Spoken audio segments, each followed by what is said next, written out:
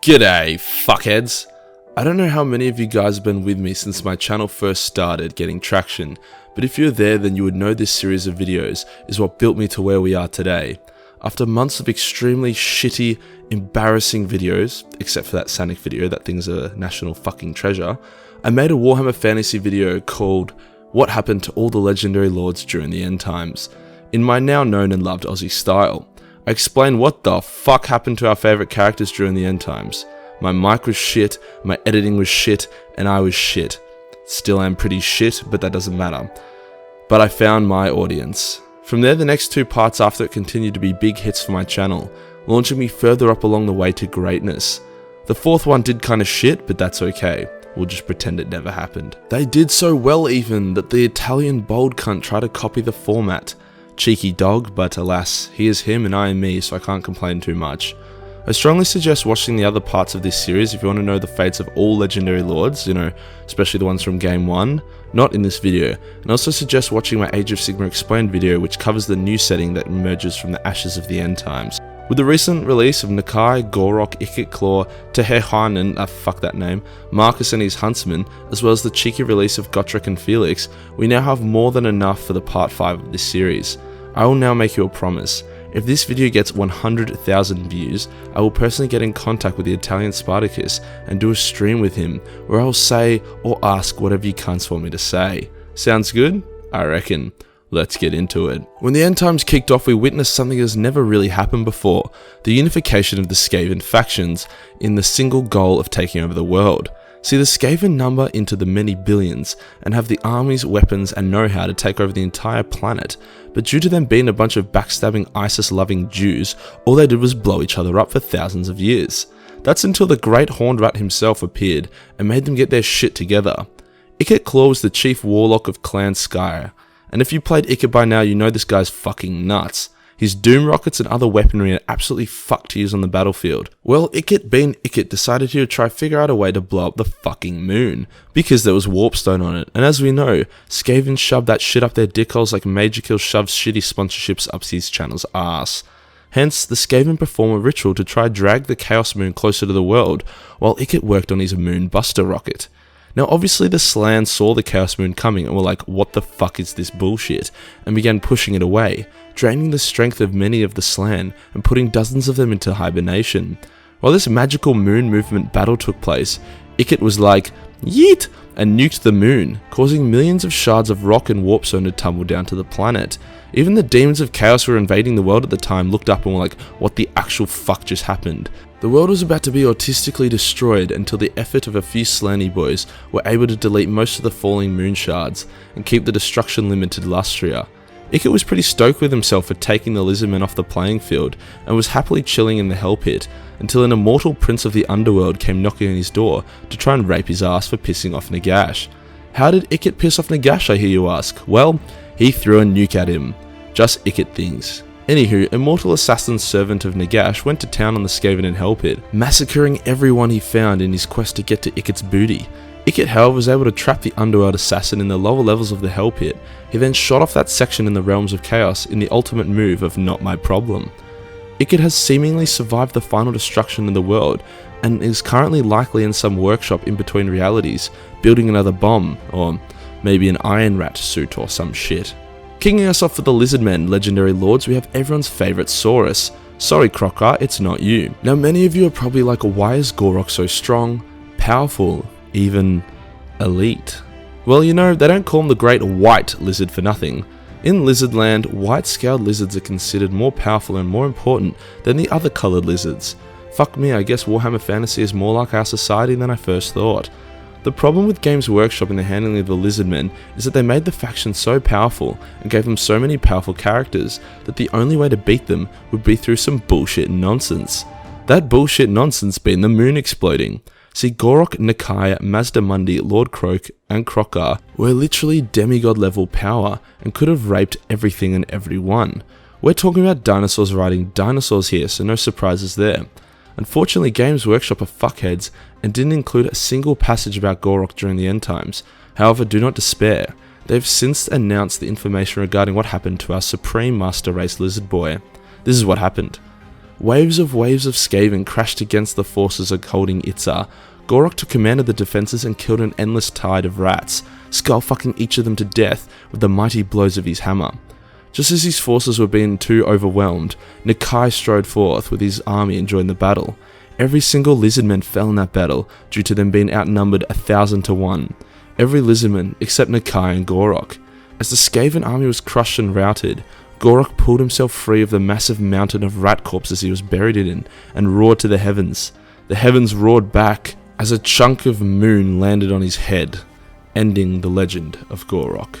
Leading from there, we have another superior being in our midst, Nakai the Wanderer, a first-generation Kroxigor and a general all-around rat rapist. As more and more Skaven poured into Lustria, Nakai found himself spread thin as he curb-stomped the rats left, right and centre. Eventually he found himself in a battle against a notable Skaven Plague Lord. Despite literally ripping the dirty slut in half, Nakai found himself extremely sick with whatever the fuck shit they Plague Lord had done to him.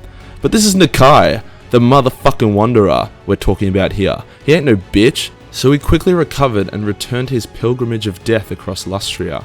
Eventually he found himself at Itza, where he quickly supported Gorok's defense.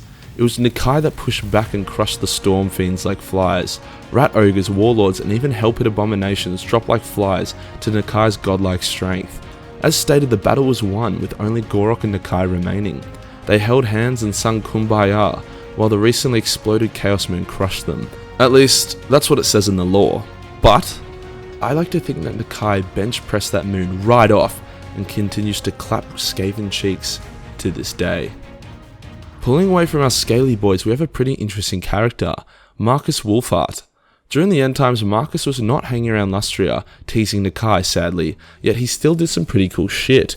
Marcus was in the Empire as the apocalypse began. He focused on the war against the Beastmen as he tracked and killed thousands of them. As the end times was reaching its peak, the walls of Altdorf became under siege by a massive chaos army.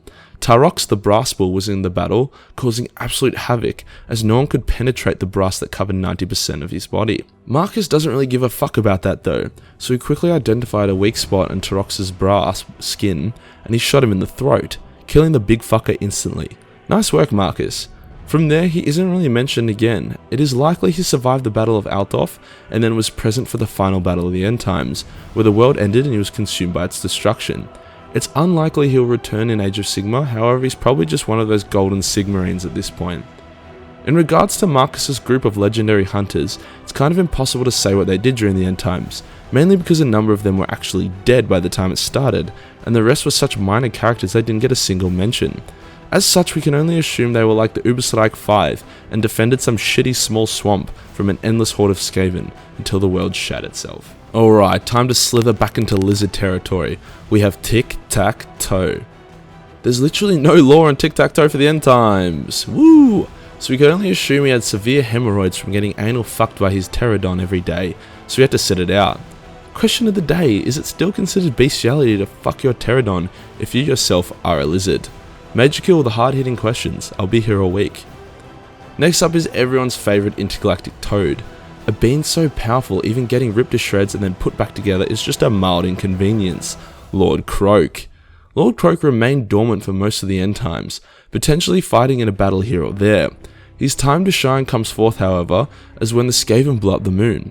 The chunks falling down to the world were actually going to destroy everything, like some of these chunks were the size of continents. Everyone was going to die horribly and anticlimactically. Hence Mazdamundi used all of his power to try and delete many of these chunks as possible, but it wasn't enough and Mazdamundi's heart exploded from the effort. As such, Lord Croak was like, "Oh, well alright then," and he brought himself back to life. He then deleted 99% of the moon shards and confined the rest to only fallen Lustria. He also sent various chunks of Lustria and its cities into space in his magic space domes. That's right, Lord Croak literally saved the world by himself. Again. Beast. The effort of destroying a moon, bringing himself back to life, and launching magic spaceships was too much even for Croak, so he exploded himself once all his work was finished. Which once again was just a minor inconvenience for Croak, as he is now back and better than ever in Age of Sigmar. He has gotten so powerful in this new setting that he's literally a god in Age of Sigmar. I'm not kidding. During the battle against Chaos, Lord Croak realigned the stars into the shape of a Pepe before sky nuking the tits out of everyone. 'Cause he could. Don't fuck with Lord Croak. You thought I wasn't going to include our two little boys. Obviously I am. After all, their awesome reveal was just a few days ago. Gottrik's ever-increasing power was getting pretty out of hand, like the cunt was teabagging greater demons like there was no tomorrow. He kicks Throg's ass, he kicks Bellacor's ass, he kicks Arch Warhammer's ass. It was an awesome time. Eventually Grimnir himself was like, Gottrick, yo, come at me you bitch. So they fought, and as expected, Grimnir, being the god of war, killed the shit out of Gottrick. However, he brought him back to life and was like, yeah, not bad, good soys, and granted him the powers of a god. He then sent Gottrick to the realms of chaos to murder fuck chaos for all of eternity, which is literally Gottrick's wet dream. Felix, on the other hand, after had just witnessed his best buddy get murdered by the Slayer god, got teleported to a Slayer temple which was partially collapsed, so he only had a limited supply of oxygen. Felix did everything he could to finish the story of him and Gottrick before he would eventually succumb to the lack of air. During the final battle of Middenheim, Gottrick was briefly summoned from his chaos killing duties to help Grombrindal and the good guys kill chaos. He fought back to back with Grombrindal and Joseph Bugman as they slashed and teabagged thousands of demons. They were too all consumed by the destruction of the old world. But it's Gottrick and Felix, so obviously they're not done. New novels are rolling out for them in Age of Sigmar, so it looks like their story has only just begun. And finally, the last on this list, the Jehovah Witness of Lizardmen, Tehehuanen, if that's how you say it. If that's actually how I say it, I'm going to be proud of myself. Sound like some Apache cunt. Being the prophet of a giant lizard god who gives Skaven PTSD is pretty cool. However, he didn't get the justice he needed in the end times. He fights the Skaven of Clan Pestilence and Lustria and absolutely dominates them, as all the legendary lizards were doing. But in the end, he may as well have just let them finger bash him for the entire time, because he was likely consumed by the falling chunks of Moonshard that decimated all the other lizardmen. And we are back up to date, guys. The next one of these videos will probably come out with Warhammer 3, which is like a year away or so. But I'm glad we got this all sorted.